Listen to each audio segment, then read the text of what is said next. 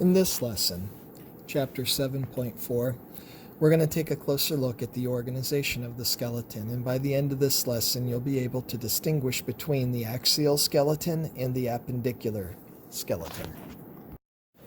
Number of bones. The number of bones in the adult human skeleton is often reported to be 206, but the number varies because people may lack certain bones or have extra ones. For example, the flat bones of the skull usually grow together and tightly join along irregular lines called sutures. In some people, extra bones, called sutural bones or Wormian bones, develop in these structures. Extra small, round sesamoid bones may develop in tendons, where they reduce friction in places where tendons pass over bony prominences. In this table, you can see that the skeleton's divided into the axial skeleton and the appendicular skeleton. Under the axial skeleton, we have the skull that has 8 cranial bones and 14 facial bones, as listed. Then we have the middle ear, the hyoid, and the vertebral column with 7 cervical, 12 thoracic, and 5 lumbar vertebrae, and 1 sacrum and 1 coccyx. The thoracic cage, 24 ribs, and 1 sternum. That brings us back to the appendicular skeleton. The pectoral girdle includes the scapula and the clavicle. The upper limbs, you have a humerus, radius, ulna, carpals, metacarpals, and phalanges.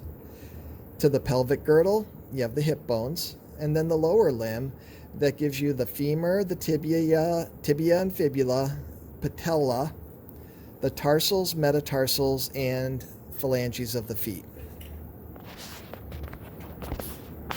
That brings us to a number of 206 total bones. Divisions of the skeleton.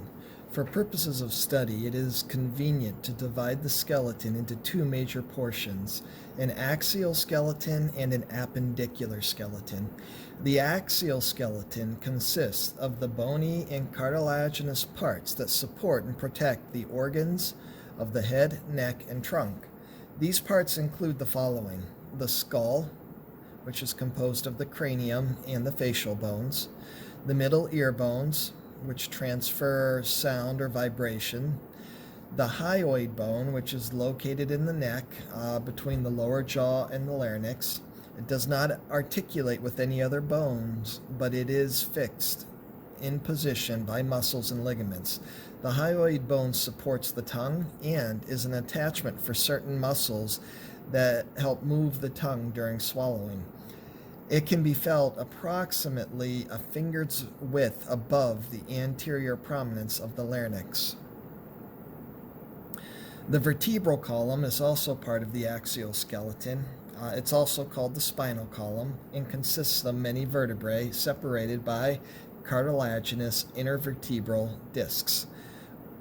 This column forms the central axis of the skeleton. Near its distal end, 5 vertebrae fuse together to form the sacrum, which is part of the pelvis, and a small tailbone formed by the fusion of 4 vertebrae called the coccyx, and that's attached to the end of the sacrum. The axial skeleton also includes the thoracic cage, which protects the organs of the thoracic cavity and the upper abdominal cavity. It is composed of 12 pairs of ribs, which articulate posteriorly with the thoracic vertebrae. It also includes the sternum, or breastbone, to which most of the ribs are attached anteriorly. The appendicular skeleton consists of the bones of the upper and lower limbs and the bones that anchor the limbs to the axial skeleton. It includes the following.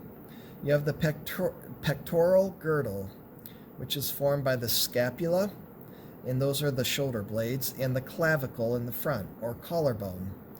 And there's one on each side, so you have a scapula and clavicle on both sides of your body. The pectoral girdle connects the bones of the upper limbs to the axial skeleton and aids in upper limb movements. Each upper limb consists of a humerus, which is the arm bone, two bones in the forearm, one called the radius and the other called the ulna, and a hand. The humerus, radius, and ulna articulate with each other at the elbow. At the distal end of the radius and ulna is the hand. There are 8 carpals, or wrist bones. The 5 bones of the palm are called metacarpals, and then the 14 bones of the fingers are called phalanges. Next, in the appendicular skeleton, we have the pelvic girdle. This is formed by 2 hip bones attached to each other anteriorly at the pubis and to the sacrum posteriorly. They connect the bones of the lower limb to the axial skeleton, and with the sacrum and coccyx form the pelvis, which protects the lower abdominal and internal reproductive organs.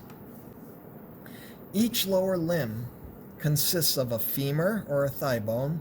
You have 2 leg bones, one's the tibia and then the real small one's the fibula.